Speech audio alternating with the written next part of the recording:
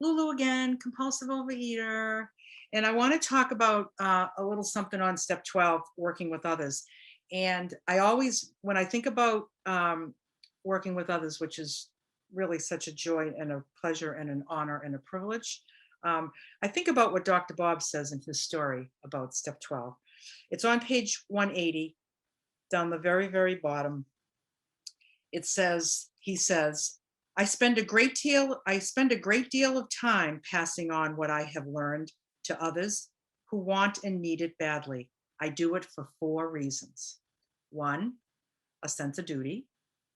Two, it is a pleasure. Three, because in doing so, I am paying my debt to the man who took time to pass it on to me. And four, because every time I do it, I take out a little more insurance for myself against a possible slip. How honest is that? How honest is that? He's just kind of like, you know, I kind of feel like I have to. I kind of like it, you know. I need to pay my debt to society, and I don't want to drink again. You know, step 12 looks like it's very giving and generous. It looks like that, and I love his honesty here. It just happens to be a pleasure.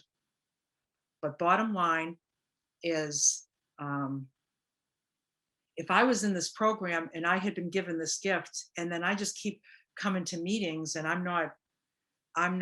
don't feel a sense of duty to do a step 12, like, I don't know.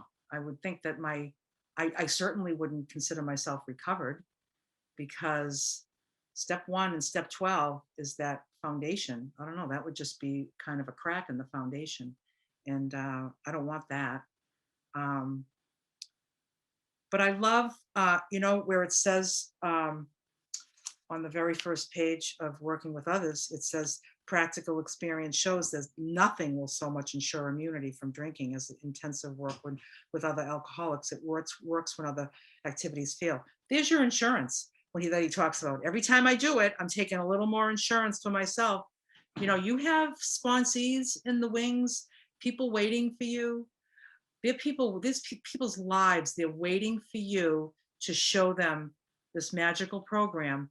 And like, I'm going to like eat, and then I'm going to call you and say, sorry, I can't help you anymore. I'm in the food. Like, it's just that little insurance policy, you know, you get intertwined in the fellowship, you get in it, and it becomes kind of your people. It's almost like, it's my parish, it's my ministry, it's my church.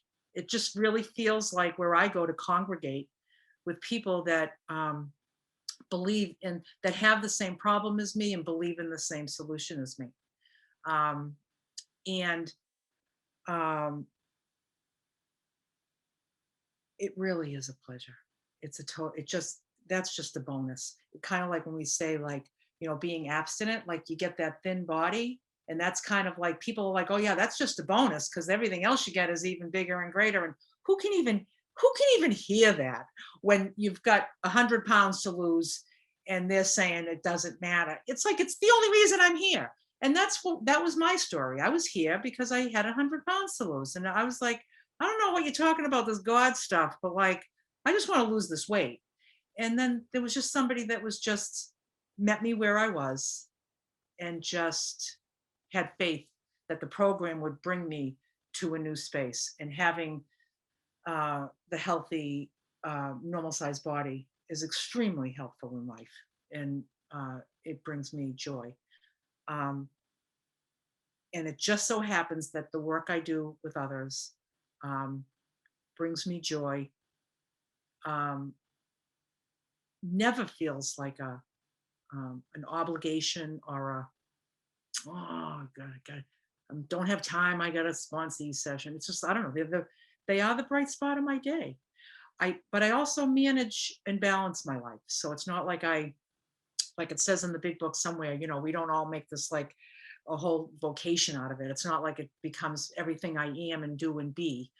It's a big part of my life, and and I also have other wonderful things that I enjoy immensely in my life because of the program. So you see, like, what goes around comes around. So it's like, this is where, I invest. This is where I invest. This is my stock market for my life. This is where I'm going to invest, because everything else just seems so much brighter and more clear and free, um, as I stay fully engaged. And that's what I have on this. Do you have anything to add to that, Shalice, girl? Yes, I love step 12. I just have to say, like, just hearing you talk about it just brings me, um, just takes me to the joy that I feel when I work step 12. And I find it funny, like I say, when people, my sponsees or people that reach out to me say, I'm sorry to bother you, or, oh, I hate to, and I'm like, are you kidding me? Like, you're helping me. When you reach out to me and you ask me this question about, what do you think about this food on this food plan? Or what do you think about, what about this label? Or, hey, I've got a step 10. Can you help me walk through this? It's not like, oh man, it's like, of course. Yeah. Like, because when I do those things, again, I'm helping someone set someone else free, and it sets me free even more. So it's like especially with the newcomers, I'm just kind of, and they're like, thank you so much for your time. Thank you. I appreciate it. It's like, no, thank you for your time. Like, you don't understand this yet, but you're actually doing me a favor when you're asking me these questions, when you're reaching out to me or letting me share. You're basically, I owe my recovery to you, because it's solidifying my, I'm recovered because of you, because of assisting you. So anyway, love it. Love it. Love it.